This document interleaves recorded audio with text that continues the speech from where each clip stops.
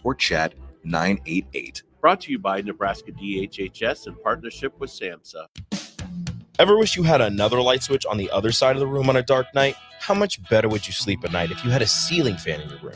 The High Electric Service Department is here to make your electrical what-ifs a reality. Whether you're looking to replace some outdated light fixtures or brighten up your counters with under-cabinet lighting, High Electric can handle all types of residential electrical installations and services. Give Erica a call at 402-466-6606 or visit high-electric.com to get started. Have you ever gotten a car deal so good that you can brag about for decades? This is that deal. The government has given us a $4,000 instant credit on vehicles already at the historically lowest prices. Cars that were over $50,000 just 2 years ago are now selling below $20,000. See the deals here and drive away the car of your dreams at a price you never thought possible. Go to 4000off.com, 400off.com to learn more. Hi, everybody. Charlie Stone here, and I'm really excited about going to this Saturday's car show at Honda of Lincoln. Here with me to tell you all about it is Andy Goodyear. Andy, I believe this is year 4 of this amazing show. Tell everybody about it. Yeah, thanks, Charlie. Yeah, this is our 4th year, and we are so excited. We call it the Power of Dreams, and we have all makes and models, from classic cars to late model vehicles. Well, since you're a Honda dealer, Andy, do you lean towards Hondas? We love seeing what people have done to Hondas and Acuras, but it's really opened up to all makes and models. So what's the time and the cost of the showing? It's from 11:30 to 3, and it's just $5 to enter your vehicle into the show, and the attendance is free to the public. Can people see and drive the all-new electric Honda Prologue? They sure can, Charlie. We have several here. We'll have them all opened up for people to look at and test drive. We'll see you this Saturday at Honda of Lincoln, 27th and Yankee Hill Road, or online at hondaoflincoln.com. Are you looking to get into the electrical construction industry or wanting a new scene? The electrical workers of local union 265 are now hiring licensed journeymen and apprentices and are offering great pay and benefits. Call Mike at 402-875-1034 to apply. Start your electrical career today. The Link Grill, Draft, and Crafts is your spot in Southeast Lincoln for great food and drink. They're serving new menu items and a killer craft cocktail menu with your favorite draft beers. You'll love their pizza and new entree options. It's a great place to watch any live events, and they have music bingo every month. They have an aggressive loyalty program that rewards fans with 7% back on all purchases. Home of the Nebraska Power Hour every night from 8 to 9 p.m. Order online at the lnkgrill.com or stop in at 84th and Highway 2 today. Welcome in to the Corner 3, taking you around the arc of college basketball. From the NAAC to the Pac-12, the WCC to the SWAC. We cover it all now on 93.7 The Ticket. Here is your host, Austin Oerman.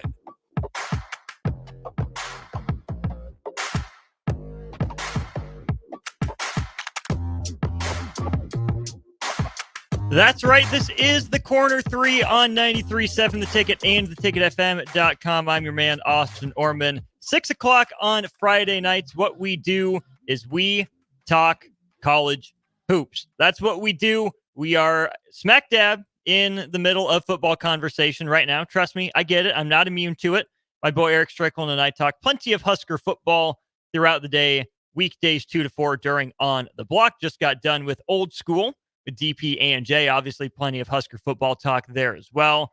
But hey, sometimes we got to switch it up. Sometimes that is just what needs to happen.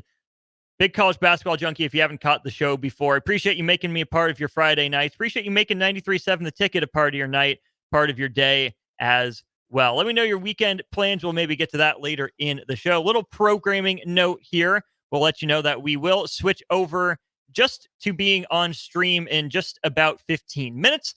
Kansas City Royals getting set for a series with the Philadelphia Phillies. The first on a, honestly, season-defining stretch for the Royals. 20 consecutive games against playoff teams, and a good bunch of those against first-place teams, including tonight the Phillies. You got the Astros leading the AL West. You get the Guardians a couple times in there, and you end out this stretch of 20 games on the road at Yankee Stadium against the Yankees. You will hear me opine plenty more on that if you tune in weekdays again from 2 to 4 during On the Block. But here, this is the Corner 3 where we like to focus on college basketball. We're going through our conference preview series here on the show. We started with the Big Ten. That was 2 weeks ago now. Last week, we went through the SEC. We did players and teams to watch and know. Twitter poll results said y'all wanted to hear about the Big 12. For my money, the Big 12 has been the best basketball conference in America for a number of years now. I was a pretty big ACC truther in the mid 2010s, but the ACC has really, really fallen back. And it's unfortunate to say, as a fan of an ACC team, the Big Ten has never really challenged for best basketball league, even when it was putting a lot of teams in the tournament. There wasn't ever a serious national title threat. But every year in the Big 12, it's an absolute war. Not only do you have a national title contender or two, sometimes three, you have a depth of teams that challenge to make the tournament. The Big 12 is no longer, 12 teams, nor is it 10 teams anymore. But there are years where the Big 12 was challenging to get 9 of the 10 teams in on any given year. And you could make a decent bubble case for the 10th team. More often than not, that would be an NIT qualifier. But think about Big 12 football, right? Physical, talented, athletic across the board. It's the same thing in basketball, but I think there are even better basketball coaches in the Big 12, which we'll get to here in a little bit. It's the deepest basketball league. I think it blends the best of the Big Ten in the SEC, right? It has the Big Ten sort of throwback style from time to time. It has the physical nature, but it also has the athletes and the skill of the SEC all mixed into one.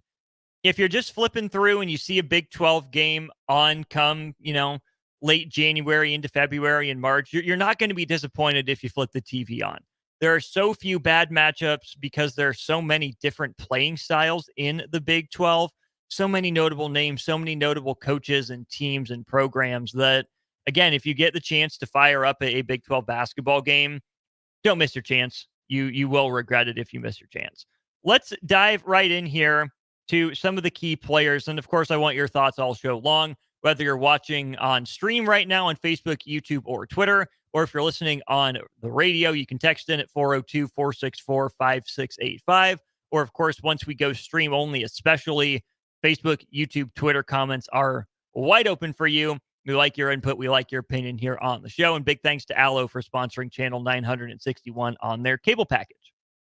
As we've done the last 2 weeks, we're going to dive right in with some Player of the Year candidates. I don't think these names are going to be much of a surprise to anyone who watches college basketball. The first player that I think has the best chance to win the Big 12 Player of the Year, Hunter Dickinson. He transferred from Michigan to Kansas before last season, played in 33 games, averaged 18 points, 11 rebounds, 2.5 assists per game, shooting 55% overall, 35% from three, and a weirdly poor year at the free throw line, only 62% for him. Two-time consensus All-American. He was an All-Big 12 player last year after being a three-time All-Big 10 player at Michigan. Hunter Dickinson is a grown man. He's 24 years old, playing college basketball, and that is always a recipe for success. He's a lefty that has the ability to score inside, can score outside. He's not a black hole. He's a decent passer. He's averaged, just about 2.5 assists per game in his career twice. Not a great defender. I wouldn't even call him a good defender necessarily. If he's going to block shots, it's because he's mildly athletic and he's tall. Better positional defender, I think, than true lineup anchor. But Hunter Dickinson is going to be the focal point and the hub for a Kansas offense that's filled with stars. We'll get to Kansas's transfer class here in a little while, but I still think that this is Hunter Dickinson's team. I'm surprised Kansas's season went as well as it did a year ago. Don't forget they should have been upset in the first round of the NCAA tournament, but of course the referees had things rigged for the Jayhawks. But I'm not a big Hunter Dickinson fan. I don't think he's great for a locker room. Maybe he's grown up and matured. We didn't seem to have nearly as many of the dramatic issues this past season at Kansas as we did at Michigan. And to be fair, maybe that's a byproduct of Michigan and the program that Juwan Howard had and everything else that was going on at that institution. But regardless of my feelings of the young man, he's grown and he's a hub. So in a great basketball conference, I still think he is the most likely option to win Big 12 Player of the Year.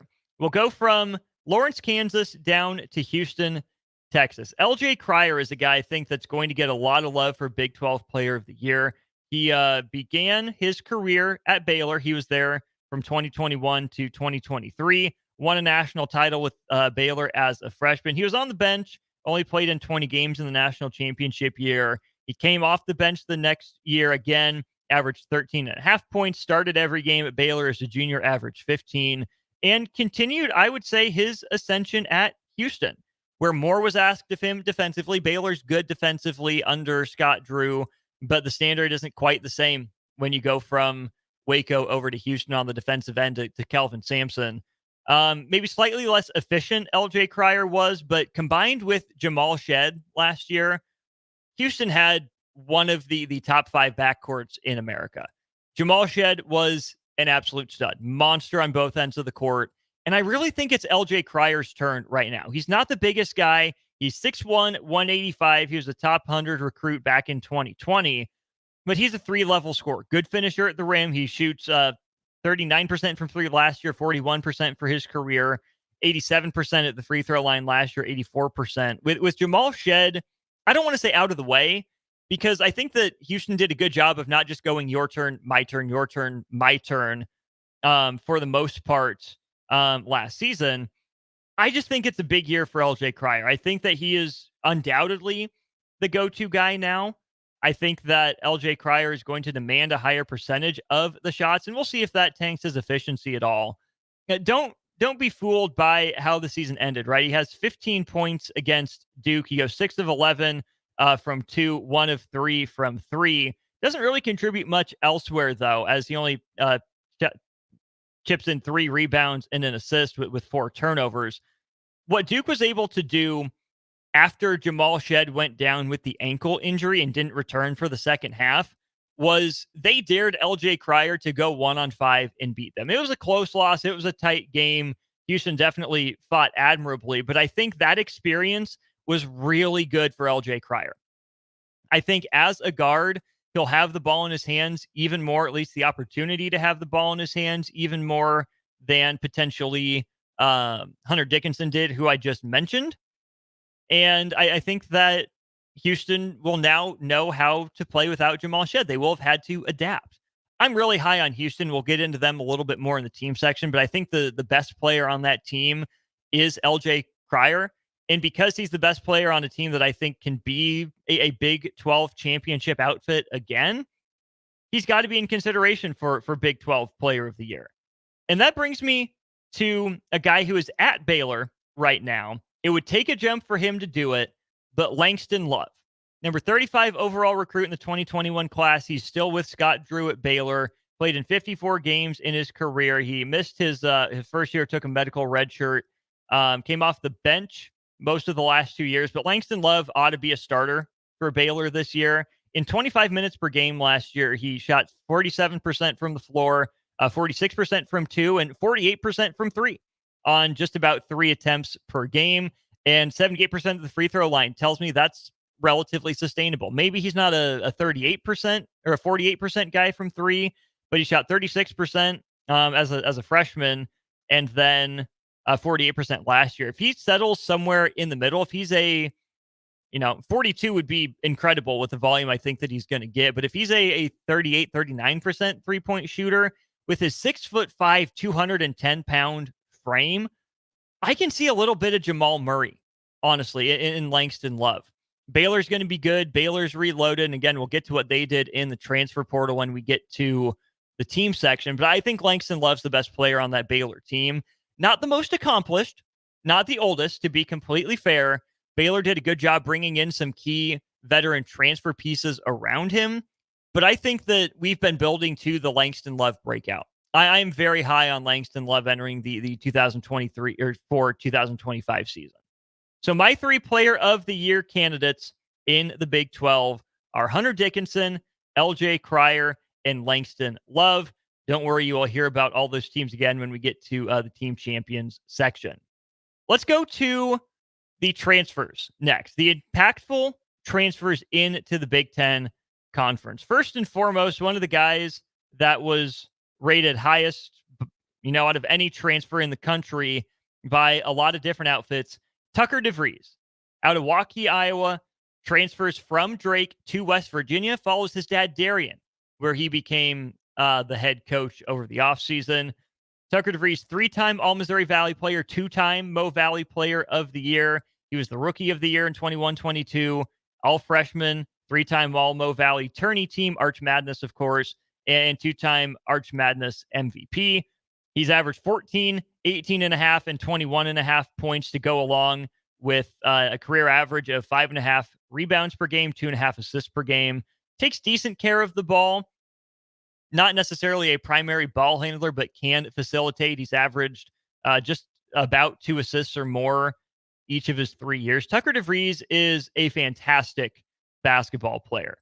Shot 36% from 3 last year. That's pretty much in line with his career average. Great finisher as a 51% career shooter from 2. Good free throw shooter as well, 81% for his career. He's 6'7", 210 pounds. I hate to throw this moniker out there, but I think sneaky athletic applies here in this situation. So Tucker DeVries, I don't think he can lift West Virginia to the heights that maybe Bob Huggins had them under, especially not in year 1. But y'all, don't be surprised if you see Tucker DeVries as a potential first-round NBA draft pick. I think he's that good a player. I think he's different from Dalton Knecht when you look at the body. Knecht is built maybe a little bit thicker than DeVries is, especially in the upper body. DeVries might be able to do a little bit more of everything, though. Whereas Knecht was known as that go-to scorer for Tennessee. His primary job was to get buckets, and that was that. DeVries can do a little bit more of everything. I think he's going to be a little bit better of a defender, a better playmaker as well. DeVries is a long shot for Big 12 Player of the Year, but I think that what he can bring to West Virginia, being so comfortable in what it is his dad runs, I really think that he's going to be one of the best transfers into the Big 12 Conference. A guy that Nebraska was in on, not Tucker DeVries. He was pretty much always going to follow his dad if he didn't declare for the NBA draft. Connor Hickman. Nebraska was in a little bit on Connor Hickman. I believe he came to Lincoln for a visit at one point. Player out of Bradley, was teammates with Rink Mast for a couple of seasons. He got to Bradley for the 21-22 season. Connor Hickman is a stud. Was an all-Mo Valley player last year, all-freshman team a couple years ago, all-Arch Madness player last year. Steady player. 6'3", 200 pounds out of Bloomington, Indiana. One of those guys not recruited by Indiana despite being right there in the backyard. And I think he's making Indiana regret this. If I'm Indiana, I would rather have Connor Hickman than I would Trey Galloway, to be completely honest. Connor Hickman averages a 9.3 rebounds and 2 assists for his career, but last year in 31 games, 30 of them that he started, played 32 minutes per game, right? So handled a lot of work, took 11 shots per game, which was a career high, and his efficiency went up. So he took more shots and he got more efficient with them.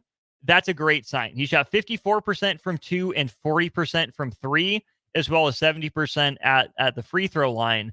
Connor Hickman's a stud. I think he's a plug-and-play player for a lot of different programs. And the fact that he ends up at Cincinnati, added to what that team already brings back, I think that's an incredible get for the Bearcats. I think that's a real missed opportunity for Nebraska. You could have paired Hickman with a Nick Janowski. I think you could have even paired him with either Raleigh Worcester or Connor Essegian, but one of those guys probably gets bumped if Nebraska lands Connor Hickman. The added benefit of having played with Rink Mast before, I think, carries some weight.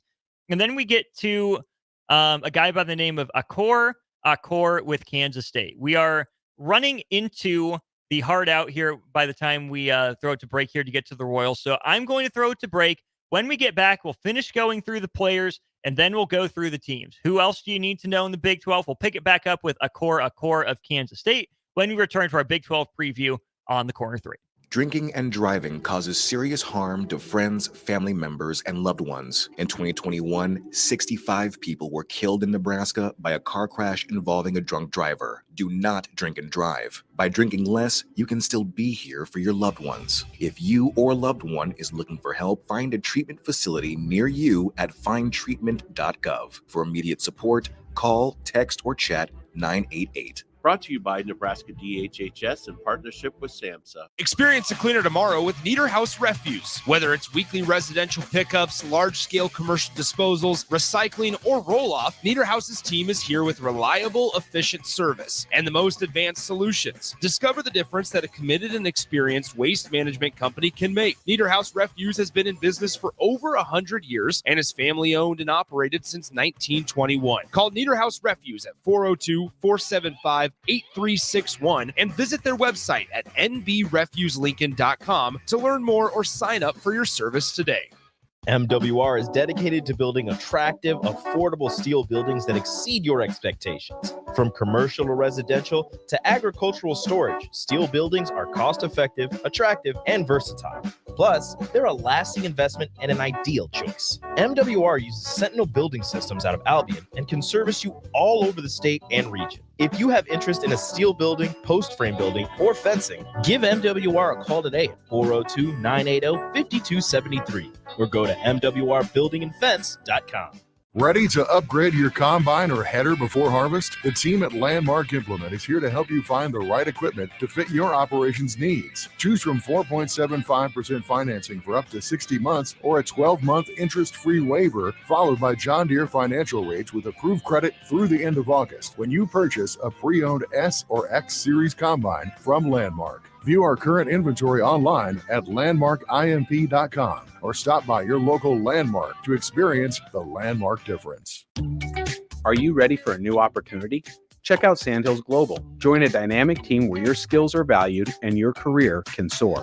We offer full-time positions with a 4.5-day work week, competitive pay, excellent benefits, and a positive work environment.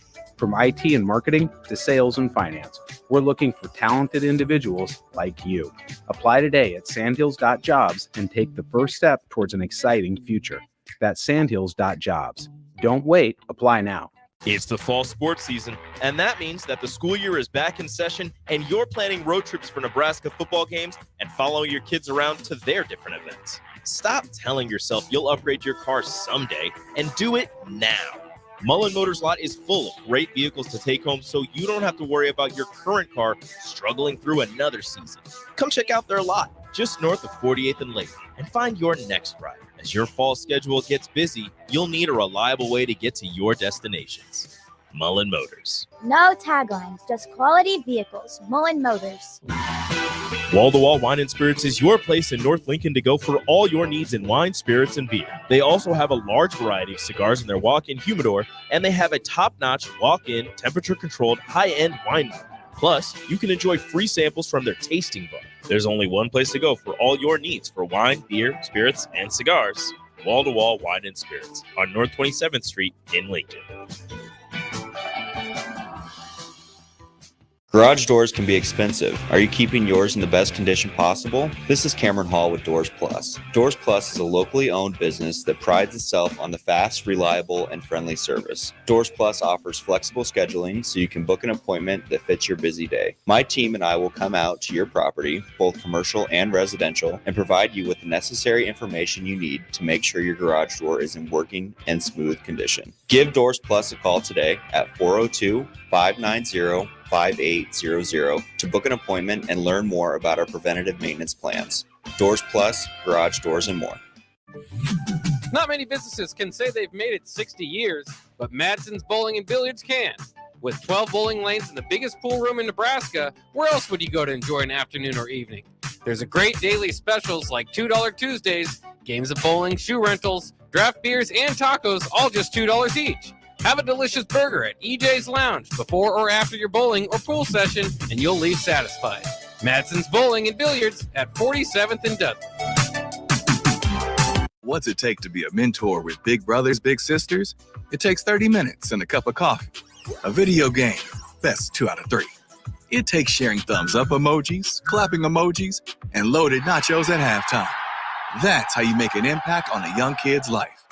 So go on, share a few hours a month, because mentorship may sound huge, but the truth is, it takes little to be big. To learn more, volunteer or donate, go to bbbslincoln.org. Why are some people more successful? Is it talent and determination, or did they recognize an opportunity? Discover a career that lets you help families reach their financial goals as you build lasting professional relationships. One with unlimited income potential. From Modern Woodman, a leading fraternal financial services provider. I'm Modern Woodman Regional Director Sean Erickson. Call me at 402-483-6515 to learn about career opportunities. Modern Woodman of America, touching lives, securing futures. Stevens & Smith Construction is a full-service, employee-owned concrete company that specializes in residential and commercial foundations and flat work. They've been a leader in the concrete industry since 1971, with nearly 250 employees combining for more than 2,000 years of service. With locations in Lincoln, Omaha, and Kansas City, they're united in quality, integrity, and professionalism to create excellence in construction. Learn more today at stevensandsmith.com. Announcing Acres' end of summer sales event. Acres has dropped its prices on select late model John Deere tractors, combines, and corn heads. Act now and upgrade your equipment before harvest season. Trade in your old equipment today and get unbelievable discounts that could save you over $100,000. With great financing options and our A-plus support, there's no better time to buy. Visit your local Acres store or see the huge savings at acres.com. That's AKRS.com to see the best prices in the nation. Ticket listeners know a dream team when they see one. At Applied Connective, we've been in the game for 20 years and have developed a team of world-class leaders in all things IT. From cybersecurity and Microsoft products to physical security, audio-video, infrastructure, business phone systems, and anything in between. Head to our website to check out real reviews and testimonials and sign up for a free tech consultation right now at appliedconnective.com. This is former Husker and NFL linebacker Jay Foreman. For years, I've suffered from degenerative problems in both of my ankles, but thanks to a thorough and thought-out plan provided by Advanced Medical Imaging, I was able to get my life back with the least amount of pain as possible. While working through multiple options, the team of physicians at Advanced Medical Imaging were there to answer any questions I had. If you're experiencing any pain at all and want to get your life back, go to amimaging.com or give them a call at 402-484-6677. Advanced Medical Imaging, located at 7601 Pioneers Boulevard. Back to the corner three on 93.7 The Ticket. Here is your host, Austin Oerman. Normally, I might say we were rudely interrupted and kicked to stream, but it's my beloved Kansas City Royals. I'm rocking their polo tonight as they begin a tough stretch. So, you know what? For Bobby Witt Jr., Salvador Perez, and the rest of the boys, go play some ball. We're talking basketball here on the corner three, 402-464-5685. If you've got any comments, questions, or concerns as they relate to Big 12 basketball. We left off in the middle of our impactful transfers and told you about Tucker DeVries and Connor Hickman before the break. The third impactful transfer in that I think really has a chance to make or break this season for Kansas State is Oerman from Samford, before he transferred to Kansas State. Some interesting connections to a former Nebraska player. So Oerman is from Australia and spent his first 2 years in college at Chippewa College in Florida. The Australian that spent 2 years at Chippewa College in Florida for Nebraska was Lat Mayen. 6'9", taller, skinnier guy, kind of a 3-and-D wing type. That's kind of what Oerman is. 6'9", 220 pounds, and he shoots 42% from three for his career at Samford. Not much of a playmaker. He's a play finisher, 16 points and 6 rebounds per game last year on 59, 43.5, 71 shooting splits. Oerman is a bucket. He is tough to handle. Really curious to see if he's able to, help Kansas State get back on track under Jerome Tang, or if 2 years ago is going to end up being the fluke. If Oerman is that dude for Kansas State, I really think the Wildcats can be dangerous. We'll get to their roster a little bit later here when we get into the team section as well, because I got some questions on him. I'm not really questioning Oerman. He's a stud. get to know the name. He's going to be fun to watch. He's probably going to be shooting up some NBA draft boards here as well. That gets us to the transfers out. Really, the team that I think got hurt the most by the transfer portal among contenders in the Big 12 is Arizona. You lose Omar Ballo, you lose Pell Larson, you lose Kashad Johnson, and you lose Kylan Boswell. Beyond that, you lose another 4 guys from your bench. Arizona had to stock up in the transfer portal, but losing Omar Ballo, he's not the reason Arizona lost games. He was a stud. Pell Larson made himself into a really solid college player. Kashad Johnson wouldn't be the 3rd or 4th option on a lot of teams. He was for Arizona. And Kylan Boswell was really up and down. I don't think he and Caleb Love ever fully figured out how to integrate their playing styles and their games with one another. Arizona was better once Kylan Boswell saw his usage go down. So I think it's best for him that he hits the transfer portal and ends up at Illinois. But Arizona got wrecked by the portal. This is a team that I think, had they been able to keep the band together, could have challenged for the Big 12 in year one, kind of like Houston did. I don't think Arizona would have won it, but I could have picked them, within that top 4.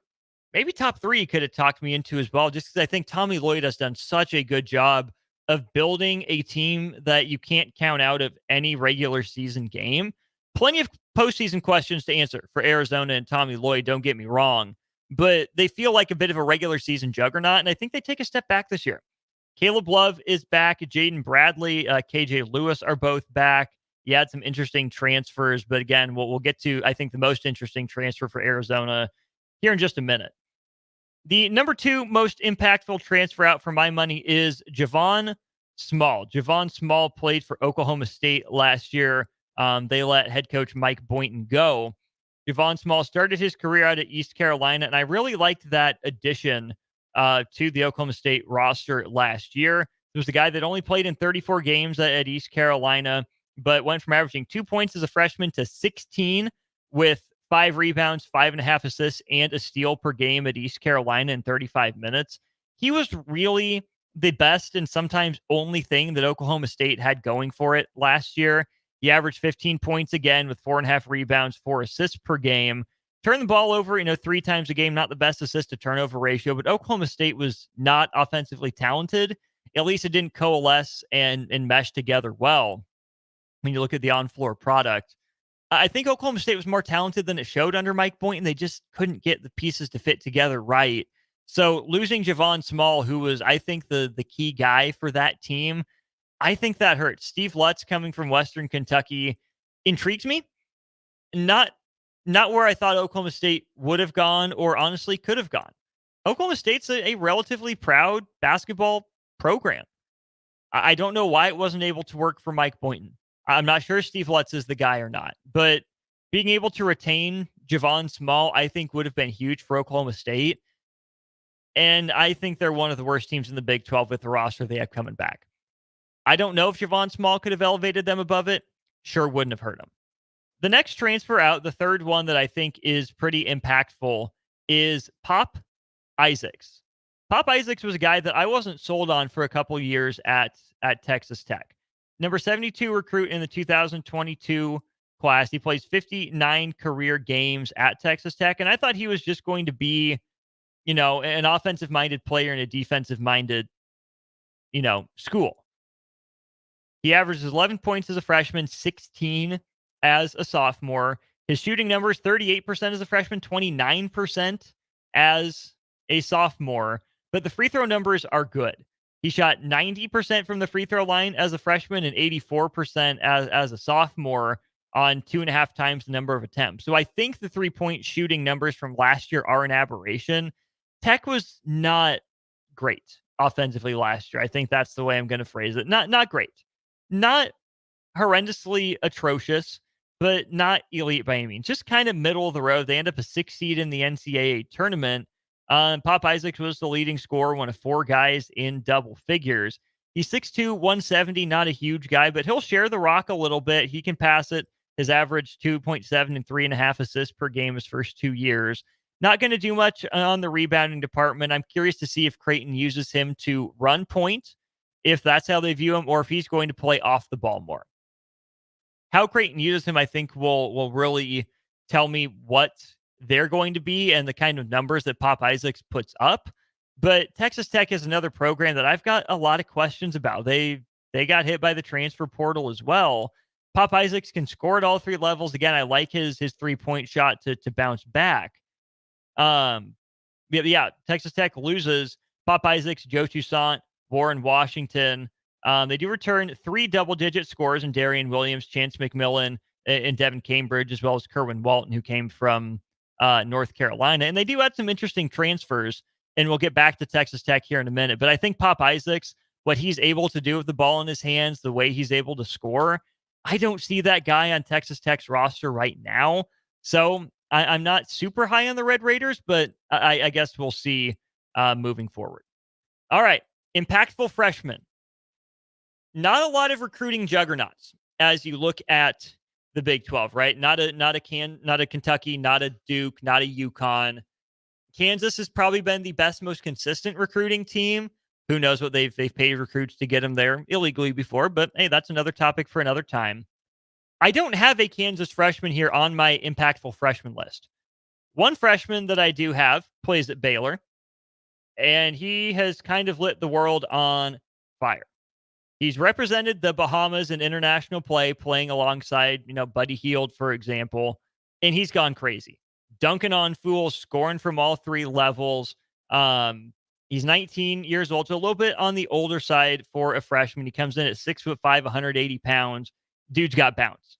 Dude can jump. Great transition player, right? Maybe a little raw in terms of the ball skills, but you get him the ball, he's going to try to dunk on you. He's a decent enough shooter to make it work. He'll threaten the jump shot. And he put on a show, again, for Team Bahamas in not just U18, not just U20 competition, but on the biggest stage. All these international qualifiers that Bahamas were trying to go through, VJ Edgecombe was there. He's going to be a problem. You pair him with Langston Love, Jeremy Roach in the backcourt. Baylor might have the best three-headed monster in the backcourt of any team in America. VJ Edgecombe, I think, is the pretty clear choice for Big 12 Freshman of the Year, but there's a couple other interesting guys that I think deserve mention. First is Jaden Quaintance.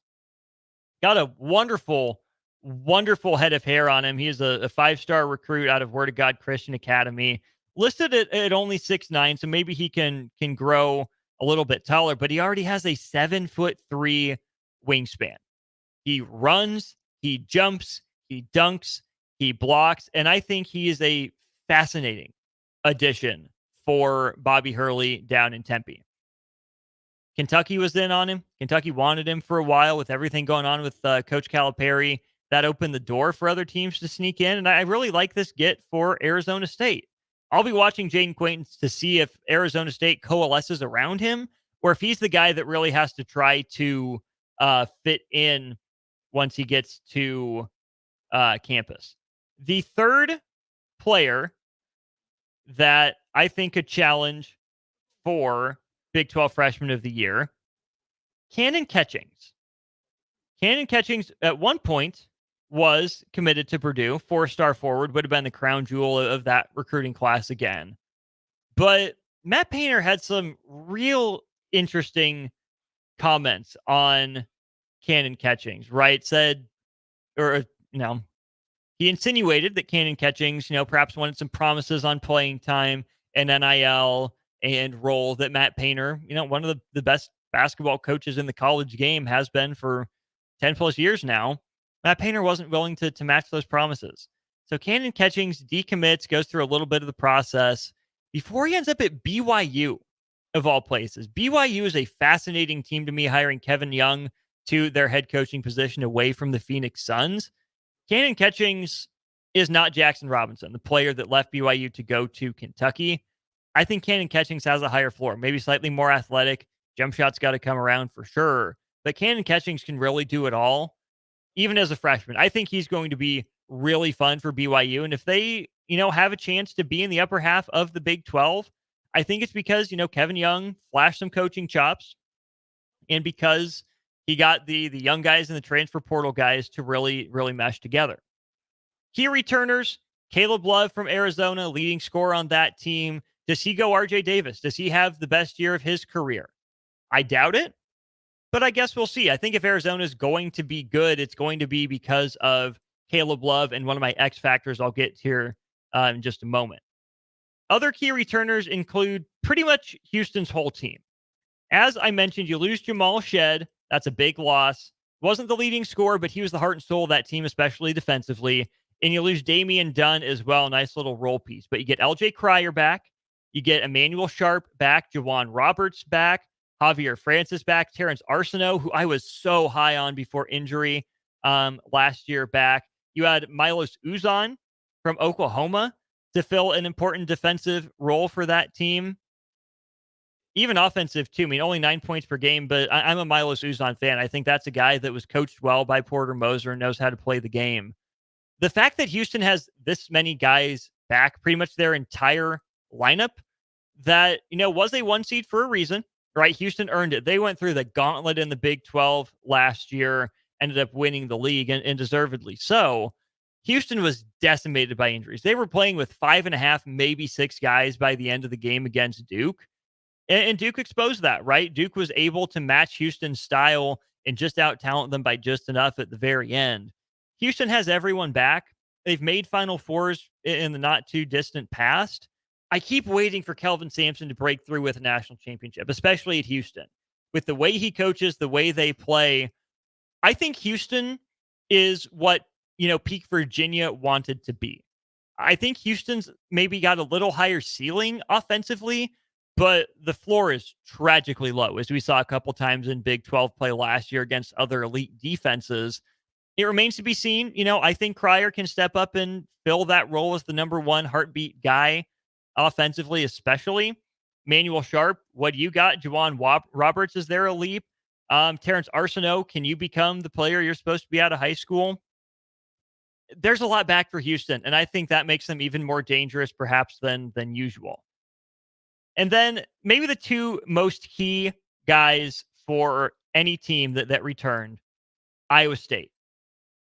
You get Keshawn Gilbert and Tamin Lipsey back. The only two guys, or two of the 4 guys, the upperclassmen, the guards that average double-digit points per game. Gilbert with 13.5, Lipsey with 12.5.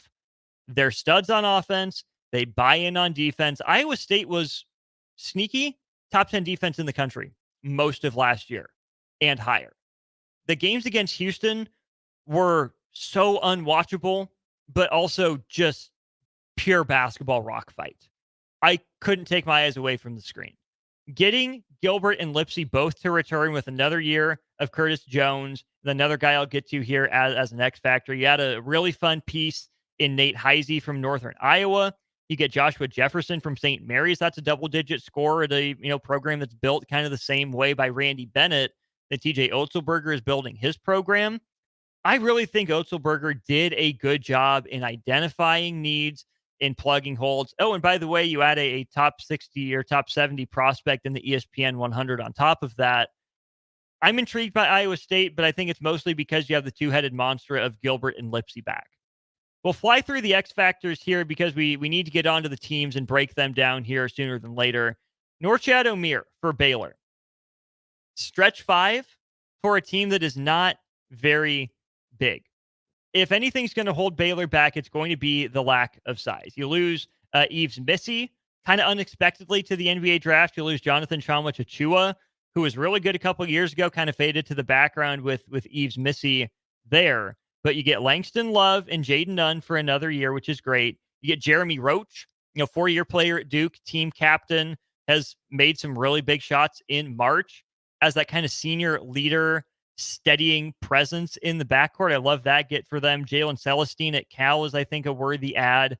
You add VJ Edgecombe, you get Robert Wright, who's a top 25 guy, and then another top 50 recruit in the ESPN 100. But to me, it's Norchad Omier, who I think really has the tough job of tying this team together because, again, Baylor is not big. And Omier is not a traditional big. He's been more of a stretch 5. That's how he was used in his time at Miami. He's only 6'7", 230. He transfers to Miami from Arkansas State. He spends 2 years at both places. Last year, 17 and 10 guy, averaged a double-double, shot 35% from three, 75% at the free throw line. Norchad Omier has to stay healthy and stay out of foul trouble. If he's able to do those two things, Baylor can have one of the most devastating 5-out attacks in college basketball because of how good the guards are. If Omier struggles to shoot the ball, he's a career 33% shooter from three. Last year was his best year, and he really stretched the floor more. And he's not able maybe to rebound in a more physical Big 12. Baylor might struggle a little bit more. Baylor's pretty boom or bust for me this year. Another X factor for me is Milan Momcilovic. Nebraska connection here. Milan Momcilovic played at Pewaukee with Nick Janowski for a couple years. Last year's Big 12 all-freshman team, all Big 12 tournament team. As a freshman, steps into the Big 12 at 6'8", 220, averages 11 points and 3 boards per game, shoots 36% from three and 81% at the free throw line. This is a versatile piece who has to get better on the boards. I mean, at 6'8", only pulling down 3 rebounds per game. You can't float on the perimeter maybe as much as he did last year as a freshman. And the problem I think that people might see is that he really disappeared against Illinois. He's not the most athletic guy, and Illinois just completely erased him from the game plan. He played 22 minutes against the Fighting Illini, only took 4 shots, missed all of them. His only point came on a free throw where he was 1 of 2 at the line. 1 point, 2 rebounds, a block shot, 2 turnovers in a Sweet 16 game. Milan Momcilovic was not the reason that Iowa State lost to Illinois. Illinois was probably the better, more rounded team, but it ended up a 3-point game. Illinois 72, Iowa State 69 in a game that Iowa State made a charge in the second half. Illinois was up 10 at the break. But Milan Momcilovic, it wasn't the sole reason that Iowa State lost. He's got to be better, though. Lipsy was only 3 for 9 for 8 points. Robert Jones only 2 of 5. Curtis Jones took 18 shots on his way to 26 points, right? They got into a one-on-one battle with Terrence Shannon Jr., and that wasn't going to work for many teams at all. I think if Milan Momcilovic steps up in the biggest games this year, Iowa State's a danger. If he doesn't, they'll be a good regular season team. The defense that they have instilled gives them a pretty high floor, but if he's not better offensively and maybe more of a go-to guy, then I think Iowa State struggles in crunch time with the tournament. Then we get to a guy, my third X factor, that I really wanted Nebraska to go after. Trey Townsend from Oakland. We think of Oakland, what they did to Kentucky. Jack Golke was actually not the best player on that team. It was pretty clearly Trey Townsend. 17 points, 8 rebounds, 3 assists per game. 46% shooter overall, 38% from 3 and 78% at the free throw line. He's 6'6", 212. Played some 3, but I think more a power forward, right? Maybe a slightly undersized 4 that could stretch the floor. The last 2 years, he shot 38% and 37% from 3. Took more shots than ever last year and maintained pretty good efficiency. Solid enough free throw shooter, good rebounder for his size. He'll stick his nose in there on defense as well. Arizona getting Trey Townsend could be huge for them. To have a scorer on the wing to complement Caleb Love, I think could really go a long way for Arizona. I think Trey Townsend's going to be able to make the jump. He was an under-the-radar guy on NBA draft boards, and I think that's for good reason. I think Trey Townsend has a big year for Arizona and has them in the upper middle of the Big 12. I just don't think he and Caleb Love are enough to get them over the hump and win the conference. We'll go to break here. When we get back, we'll go through the teams. I know we're running up to 7 o'clock right now, but we're stream only with the Royals on the radio. Thanks for sticking with me. We'll get into the teams you should need to know when we get back here to the Corner 3.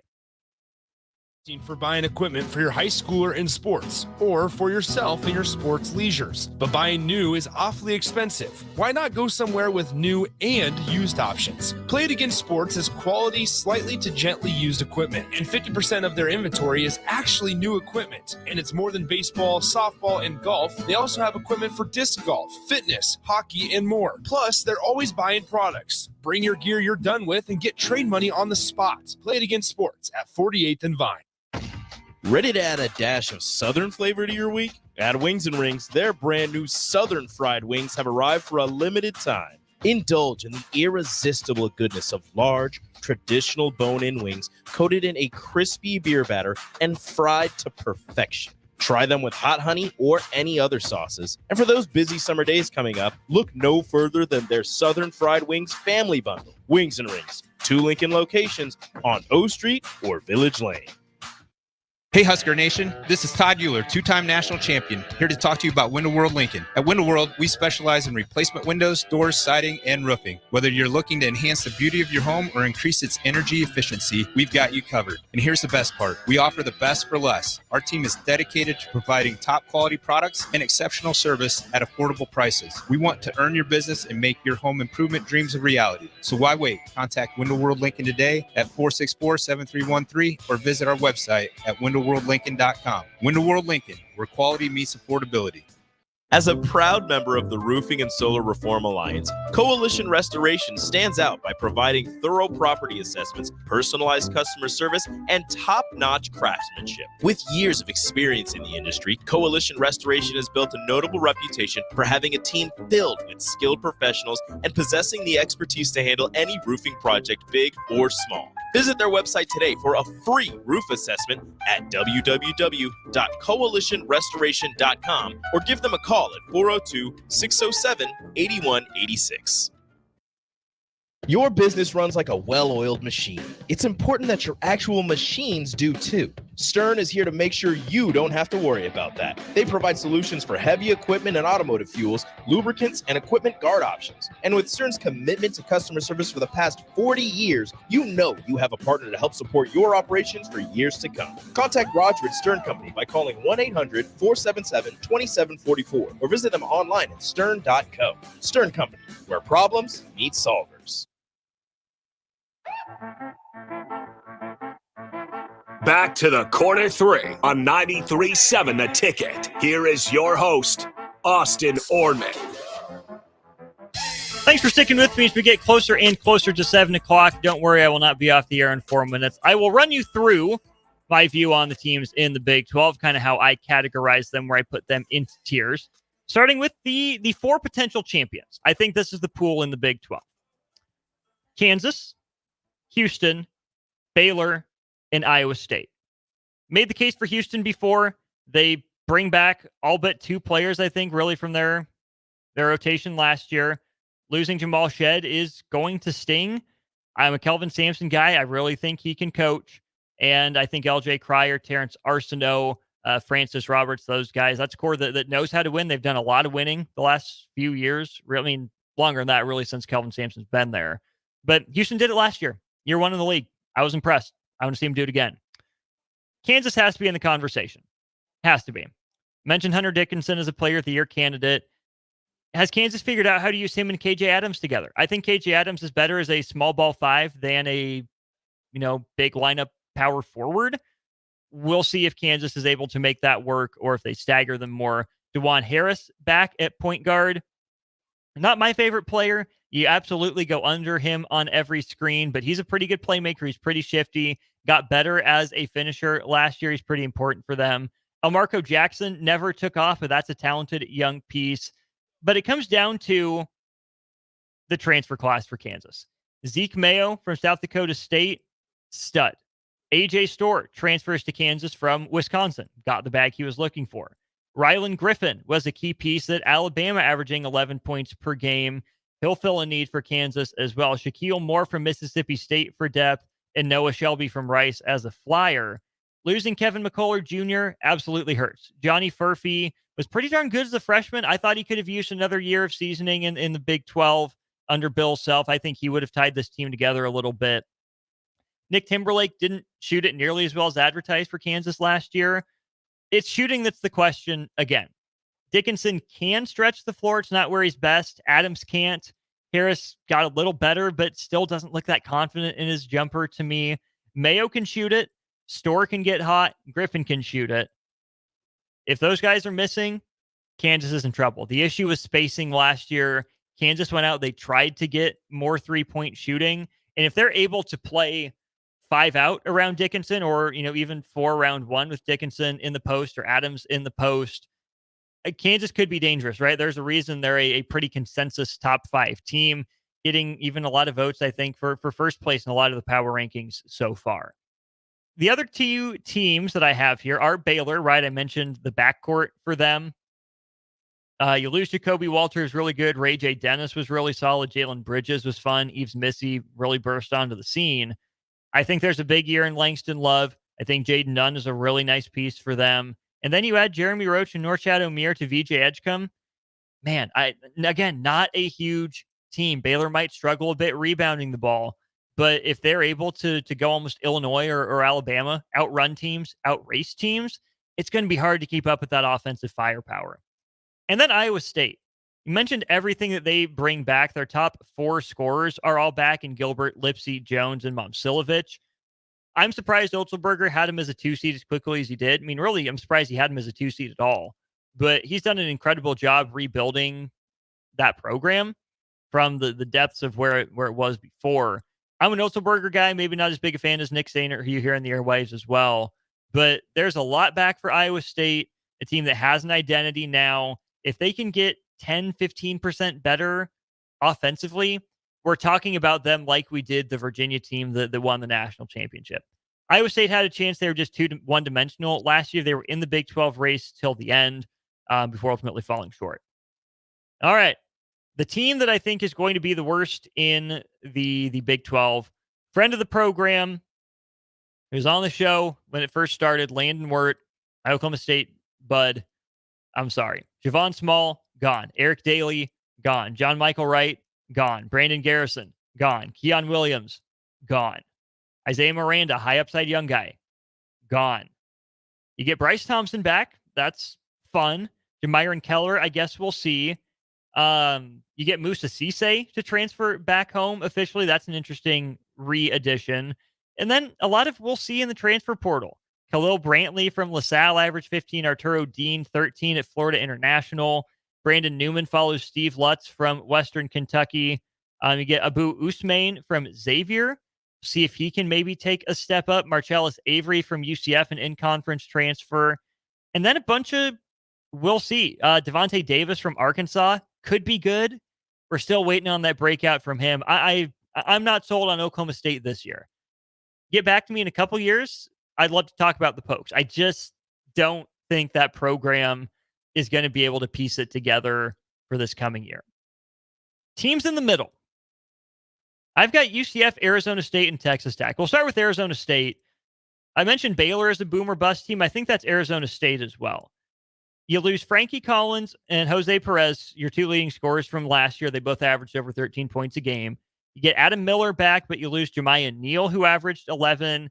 And then a lot of guys that averaged between 3.5 and 6 points per game. Arizona State, another team that lost a lot to the transfer portal.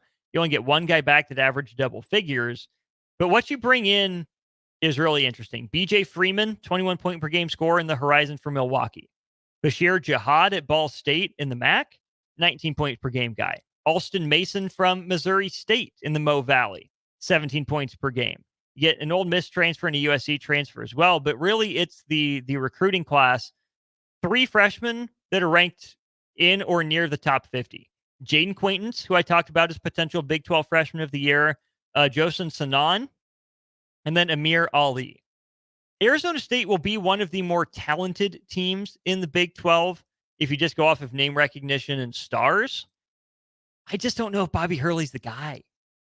And I say that with all due respect, all the love in my heart. Bobby Hurley is bringing Arizona State back to Durham, where he played in college, of course, for the charity exhibition game.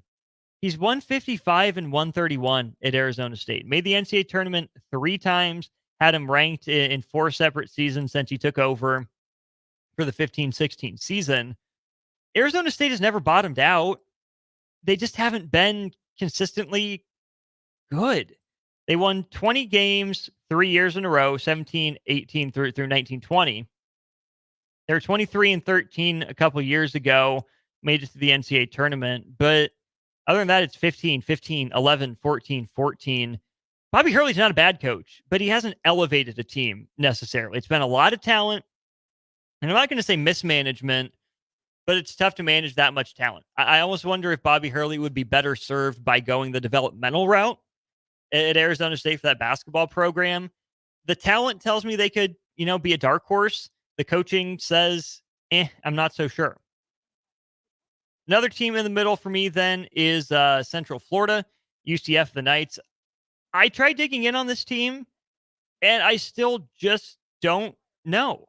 They lose a lot. They get a lot out of the transfer portal. Importantly, they get Jalen Sellers and Darius Johnson back, their two leading scorers from last year. Both guys averaged over 15 points per game. You got a fun player in Jordan Ivy Curry from Texas San Antonio. You get a Rokas Josias, who is interesting to watch at LaSalle. You get a Keyshawn Hall from George Mason. And then you sprinkle in some other transfers, including Mikey Williams, freshman who's been under some criticism for various and sundry off the court. You also had a top 30 guy from the freshman ranks in Mustafa Tiem, who will probably play a role in a lineup that I think has some interesting pieces, but a lot of guys that also have a lot to prove. I just don't know where to peg UCF and Johnny Dawkins. I think they're going to be a pain in the butt. This is another team that was really, really solid on the defensive end last year, but really only had two guys that could, throw it in the ocean consistently. It snuck up on me that Johnny Dawkins has been a head coach since 2009. That's longer than I think of Johnny Dawkins being a head coach for. He jumps from Stanford to UCF. He's only made one NCAA tournament, but again, they've never been bad. In the last year, their first year in the Big 12, they go 17-16 overall after the previous 7 years spent in the American. UCF was, by points per game, 66. The defensive metrics liked them even more than that. They were a pain in the butt to play. They're just fine. They're just kind of in the middle. And I think that's kind of what Johnny Dawkins has been as a coach. So I expect more of the same from UCF this year. And then Texas Tech. I kind of talked myself into them as I was going through their roster. They bring a lot back. And I think that's really big for Grant McCasland, who they got from North Texas to replace Mark Adams after the Chris Beard situation. The transfer class for Texas Tech has me kind of excited for what they could do. They're a 6th seed in the NCAA tournament last year, but they bring in JT Toppin from New Mexico. Fun. Kevin Overton from Drake, winning player. Elijah Hawkins, who's really going to set the table for them. Great assist man in the Big Ten for Minnesota. And Federico, who only averaged 5 points per game at Pitt, but absolutely worth a flyer. I think all those guys can integrate into that McCasland system pretty well. I'm a little concerned about Hawkins on the defensive end. Tech's interesting. I don't think they're as talented as the teams at the top. I think they're better coached than some of the teams at the bottom, and they've been decently consistent. So I think Texas Tech is that quintessential kind of low ceiling, high floor team. So I'm sticking them in the middle. 3 categories to go. Teams with questions. BYU and West Virginia. New coaches. Lots out of the transfer portal. Kevin Young for BYU and Darian DeVries for West Virginia. They both add some interesting pieces, lose some interesting pieces. If you told me both of these teams are top half of the Big 12, I'm not surprised. If you tell me both of these teams are, battling it out with Oklahoma State at the bottom of the conference, I'm not surprised. There's a wide range of outcomes for both of these teams, and I'm curious to see how they both go. Teams trending down from last year. Utah's one of them. Utah lost a lot. Leading scorer, Brandon Carlson. Third leading scorer, Davon Smith. Raleigh Worcester comes to Nebraska. And then 2 other guys that average at least 8 points per game. They get Gabe Madsen back, which is good. And then a bunch of depth pieces from there. I don't know much about their transfer class. I tried to dig in. It just seems like a lot of swings at this point. You need players to fill out the roster. I think Craig Smith is a heck of a coach. I think he's going to have Utah back in the NCAA tournament before too long. But I just don't see a lot of ceiling here with Utah again. It screams NIT to me. Not bad enough to write off, not good enough to write about, I guess is the way I would describe Utah. And then Colorado. Colorado intrigues me. You lose KJ Simpson, you lose Tristan Da Silva, you lose Cody Williams, as well as Javon Hadley and Eddie Lampkin Jr. That's 5 guys right there that average double-digit points per game. And you don't bring in much to replace them. You bring in a guy from a D2 school, you bring in a guy from an NAIA school, and Andre Jakimovsky from Washington State, who averaged just under 10 points per game. And then one top 100 prospect and some developmental guys in the recruiting class. Maybe Tad Boyle's going to be, pulling the best coaching job of his career out of a hat. I don't know if I see it. There's a lot of depth back. We'll see what kind of work they've put in the offseason. But you're banking on guys making a big jump up. Trevor Baskin from Colorado Mesa, Elijah Malone from Grace College. Maybe they're Big 12 players. Maybe they're not. I'm just not buying Colorado's roster right now. So I think Colorado is trending down when you lose 3 NBA guys, really, and a couple solid college players. You're going to be trending down. Now, probably the most interesting part. This is where I'm going to throw some darts for you. The dark horses to win the Big 12. This is where we'll wrap up the show. Any of these 3 teams, you could tell me gel, come together, and take a step forward, or they don't put it together and they just kind of stay where they're at. I was led onto the Cincinnati bandwagon by a couple different people. You don't lose a double-digit score, but you lose 2 guys that average 9 points per game. You bring in Connor Hickman from Bradley, like I mentioned before in my intriguing transfers in. Dylan Mitchell from Texas, right? Guy that knows the Big 12, played a pretty significant role for Texas last year. You add him. I really like that. But it's what you bring back.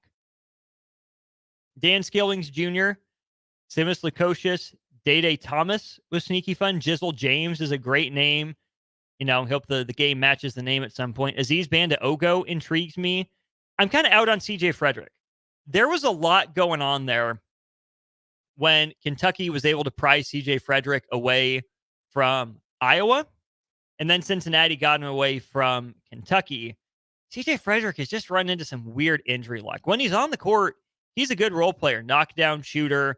Not a great defender, but he can annoy people often enough.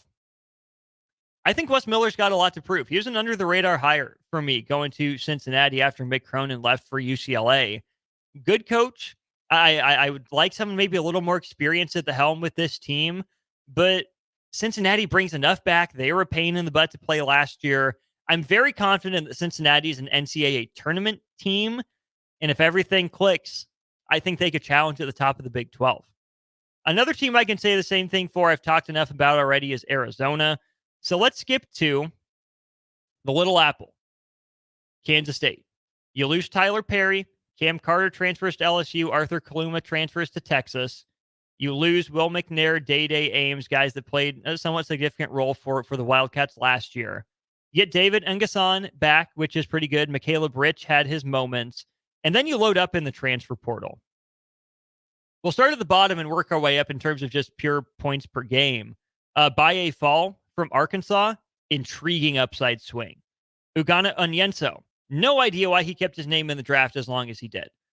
But he pulls it out of the NBA draft consideration, goes to the portal. Really would have liked him for Mark Pope at Kentucky. But this is a big man that I think can be that traditional 5 that Jerome Tang can build around. Brendan Housen from Villanova, taking a step back under Kyle Neptune, but that's still a program with pedigree. CJ Jones from Illinois, Chicago. We'll see. And then we get to the fun names. Coleman Hawkins. Coleman Hawkins. Yes, the guy that terrorized Nebraska. Yes, the biggest pain in the butt. Ends up at Kansas State with a bag. Coleman Hawkins was doing the song and dance in the transfer portal saying, yeah, I might return to Illinois. I'm keeping my options open. We'll see. But Coleman Hawkins ends up getting approximately $2 million for his final year of college eligibility with Kansas State. The stretch potential is there. I think it's more potential than production in terms of the long-range shooting for him. But he's capable of it. He can protect the rim. He can play out on the perimeter. For as late as he was in the portal for Kansas State to end up with him, that's intriguing. Doug McDaniel from Michigan can score, undersized guard. I thought he was going to mean more from Michigan against Nebraska than ended up meaning. Curious to see if a better situation and more discipline for him from Jerome Tang makes a difference. I think he's a talented player. How focused is he on basketball and on the team? And then Max Jones from Cal State Fullerton. That's a fun player. Again, kind of an under-the-radar NBA draft prospect. Not saying that he's a guy that goes for sure, but he played for Cal State Fullerton for a couple years, 15 points, 3 rebounds, 2 assists per game. Can really stroke it at 6'5". He's a 39% career three-point shooter, 78% free throw shooter.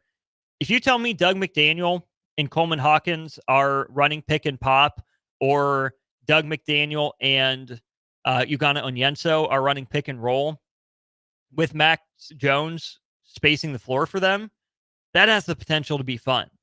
Oh, and by the way, one of the highest upside guys in the conference that I mentioned, Akor, the transfer from Samford, goes under the radar because of the ad of Coleman Hawkins. Kansas State is a dark horse to win the Big 12 if it all comes together. I think Jerome Tang's a good coach. I think there are a lot of personalities on that Kansas State team last year. I didn't see the way that roster fit together. I think the roster fits better this year. And I'm really curious to see how it is that Jerome Tang ends up managing that roster, because I think Kansas State should be a tournament team again. There's no reason for that team to finish in the bottom half of the conference. That'll put a bow on the Big 12 preview here on the Corner 3. Thanks for tuning in on a Friday night. Time for you to get to the weekend. Don't worry, ticket weekends will still come your way. Bright and early tomorrow morning, we are live from Antelope Park for Linked to Literacy's Word Stock. Tune in from 8 to 11. We'll be on the air from out there. Stop by if you have young kids. Bring them by. Free books. Never anything wrong with the free book. We would love to see you. We'll be by the enclosed shelter broadcasting. Stop by, say hi, get free books, listen to some former Huskers read books. It'll be great. Podcast version will go up if you want to, at some point go back and tell me what I was right about and wrong about. Make sure you follow and subscribe to the show wherever it is you get your podcasts. It's been fun. We're down to the Big East and the ACC. I'll put a Twitter poll up soon to determine who we're talking about next week. This is Austin Oerman signing off. We'll talk to you next time.